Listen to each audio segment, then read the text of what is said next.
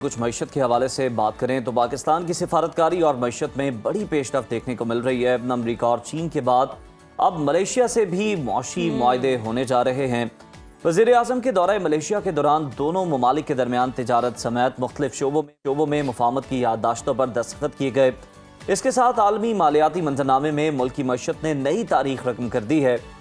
पाकिस्तान दुनिया में उभरती हुई दूसरी मईशत बन चुका है। ब्लूमबर्ग की रिपोर्ट के मुताबिक पाकिस्तान दुनिया का वाहिद मुल्क है जिसने गुज़श्ता एक साल के दौरान मुसलसल बेहतरी दिखाई है और डिफ़ॉल्ट रिस्क में तेज़ी से कमी आई है, जो कि खुशाइंद और हौसला अफजा खबर है। जी बिल्कुल। और मौशी बेहतरी के बावजूद हैरान कुन ज़ैर बात यह है कि मुल्क में महंगाई मुसलसल बढ़ रही है। वफाकी इदारा शुमारियात की अगर हम बात करें तो उसके मुताबिक सितंबर में महंगाई में इजाफे की शरह जो है वो 5.6% रिकॉर्ड की गई है, जो अगस्त के भी मुकाबले में 2% ज्यादा है।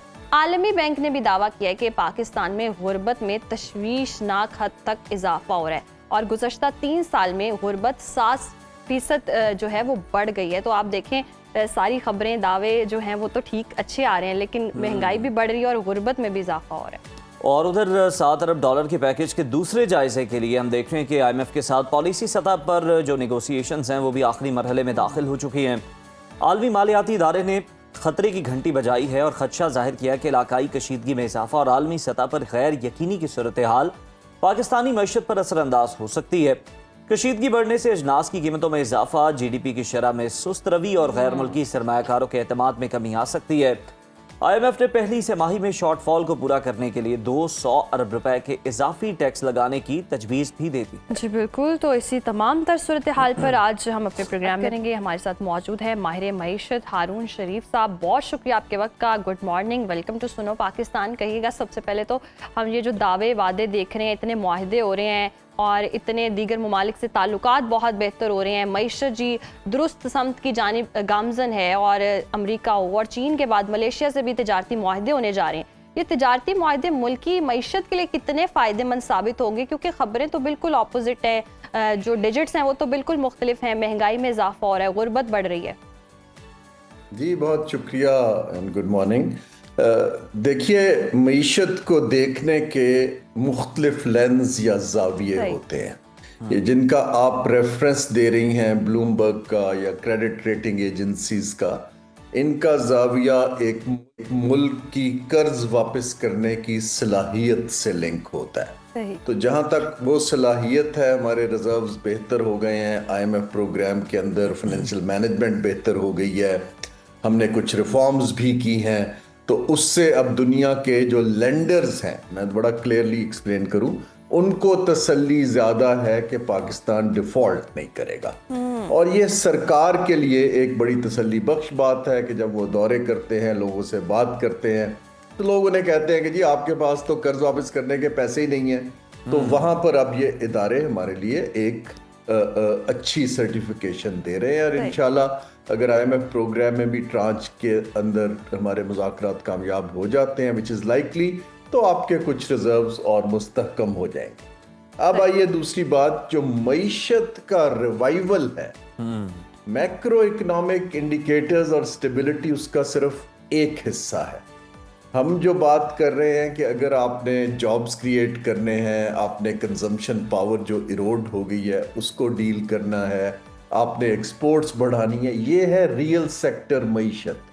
और जहां आपके ऊपर सैलाब के बाद इन्फ्लेशनरी प्रेशर्स आने शुरू हो गए हैं, इसकी चेंजेस के लिए बहुत ज़बरदस्त कटिंग एज पॉलिसी बनाने की ज़रूरत होती है और इदारे मजबूत करने पड़ते हैं जो उनको इम्प्लीमेंट करें।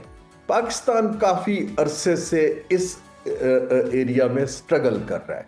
जहाँ तक एशिया के बाकी ममालिक हैं, वो ना सिर्फ सस्टेनेबल इकोनॉमिक ग्रोथ पे चले गए हैं, पाकिस्तान की फॉल्ट लाइंस जो हैं उसमें हम इंटरनल इन्वेस्टर को एक्सपेंशन पे इंसेंटिव नहीं दे पा रहे, बल्कि बड़ी मल्टीनेशनल्स पाकिस्तान से कुछ छोड़ के चली गई हैं। हम जो हैं इस वक्त लोगों को जो गुर्बत की सतह से नीचे हैं उनको BISP से या चीज़ों से हैंडआउट्स तो दे रहे हैं, लेकिन उनको वो स्किल सेट नहीं दे रहे कि वो मार्केट में प्रोडक्टिव सिटीजन बन सके। हम जो चीज़ें बनाते हैं वो कम है, इसलिए हमारी इंपोर्ट पे डिपेंडेंट है, ज़्यादा एक्सपोर्ट कम है, फिर हमें IMF के पास जाना पड़ता है। ये सारी चीजें सिर्फ एक बहुत मजबूत पॉलिसी से और तरजीहात से और बैनुल सूबाई और फेडरेशन की कोऑर्डिनेशन से हो सकती हैं, लेकिन इसके लिए ब्यूरोक्रेसी नहीं कर सकती। हमें स्पेस क्रिएट करनी पड़ेगी वर्ल्ड क्लास एक्सपर्ट्स के लिए जो आके ये बनाएं और हमें उन्हें इज्जत देना हो। बिल्कुल ठीक है। हारून साहब, मुल्क की मईशत ने ये जो बात हो रही है कि दुनिया में उभरती हुई दूसरी बड़ी मईशत में अपनी जगह बना ली है और बड़ा ग्रो किया है। ब्लूमबर्ग के मुताबिक पाकिस्तान की इकॉनमी दुनिया की वाहिद इकॉनमी है, मईशत है जिसने बड़ी तेजी से डिफॉल्ट रिस्क को कम किया है। इस रिपोर्ट पर आप क्या कमेंट करेंगे?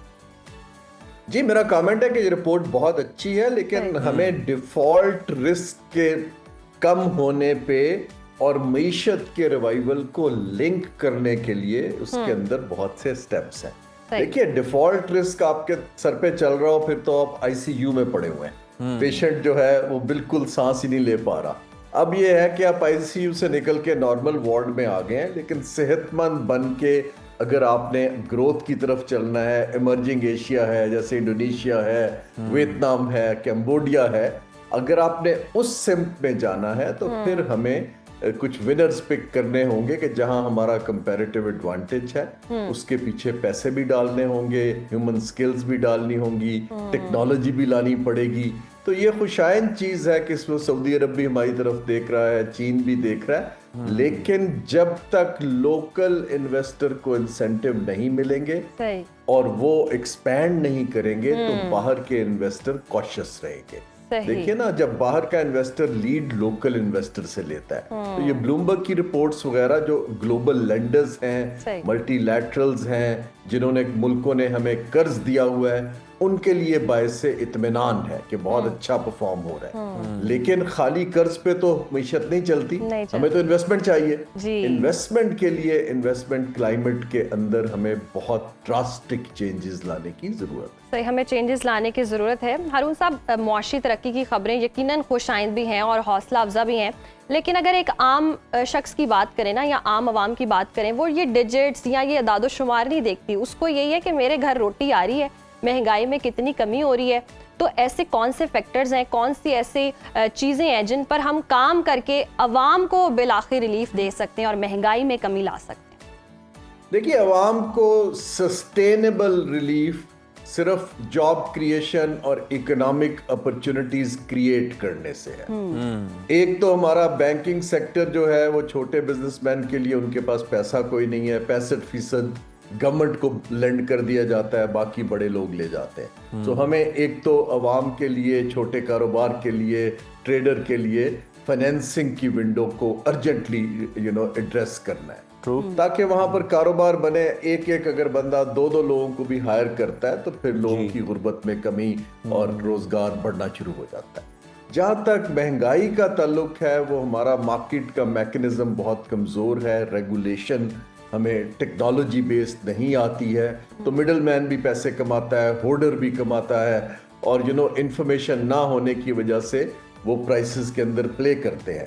फिर पेट्रोल की प्राइसेस क्योंकि हमारी हाई हैं, उसका इम्पैक्ट भी आ जाता है। हमें इस वक्त टारगेटेड सब्सिडीज के थ्रू एक हमारी आधी 50% पॉपुलेशन को उठाना है। तो इसको कहते हैं इंक्लूसिव ग्रोथ पॉलिसीज, कि आप उनको इंक्लूड, अब वो कहाँ एब्जॉर्ब होंगे जिनके पास हाई लेवल स्किल्स नहीं है, लो और मीडियम लेवल है, वो तो इंडस्ट्रियल एक्सपेंशन में ही हो सकते हैं। मैसिवली हमें तवज्जो देने की जरूरत है कि जो लार्ज स्केल मैन्युफैक्चरिंग रुका हुआ है उसको कैसे बढ़ाया जाए। वो पॉलिसी से होगा, फाइनेंसिंग से होगा, जॉइंट वेंचर पार्टनरशिप। लेकिन हारून साहब, कता कलामी की माजरत सर, ये किस तरह से हो सकता है? क्योंकि अगर हम देखें तो बड़ी बड़ी जो कंपनीज हैं वो पाकिस्तान से जा रही हैं, फिर गुलामियत जो है हमारी अपनी पाकिस्तान की, उसने एक्सपोर्ट्स जो हैं वो बंद कर दी हैं। हुकूमत जो है वो गाड़ियाँ इंपोर्ट करके इंपोर्ट बिल जो है वो भी बढ़ा रही है। तो ये सारे मामला किस तरह से बेहतर हो सकते हैं? जी, ये मैंने यही अर्ज कर रहा हूँ ना, ये मामलात आपको सियासत से इंसुलेट करके एक पूल ऑफ एक्सपर्ट्स को डेलीगेट करने पड़ेंगे। सही। इसी तरह वियतनाम ने किया, इसी तरह बांग्लादेश ने किया, इसी तरह इंडोनेशिया ने किया। मैं इन सब ममालिक में काम करता रहा हूँ। देखिए, आप अपनी तरजीहात क्लियर करें कि आपने ज़राअत के सेक्टर को उठाना है, आईटी के सेक्टर को उठाना है, लेट्स से आपने वैल्यू एडेड टेक्सटाइल, 3 आप पिक कर लें। आप एक पूल ऑफ एक्सपर्ट से कहें कि हमें कटिंग एज पॉलिसी दें और बताइए कितना पैसा चाहिए और स्ट्रक्चर में क्या तब्दीलियां करनी। SIFC को ये काम करना चाहिए, वो खुद नहीं कर पाएंगे। वो एक्सपर्ट्स आपको 6 माह के अंदर अंदर एक ऐसा प्लान बना के देंगे जो बाकी ममालिक के अंदर है, लेकिन आप उसको इंप्लीमेंट करने के लिए इदारों के हेड्स मेरिट पे लगाइए, मार्केट से लीजिए। अगर आप अपना बंदा लगाते रहेंगे तो नतीजा हमारे सामने है। इसके बाद आप देखिएगा विद इन ए ईयर तब्दीली आपको विजिबली नजर आनी शुरू होगी। हमें नए प्रोजेक्ट लगाने की जरूरत नहीं है, हमें एग्जिस्टिंग प्रोजेक्ट को एक्सपैंड और मॉडर्नाइज करना है ताकि हमारी प्रोडक्टिविटी और प्रोडक्शन बढ़े।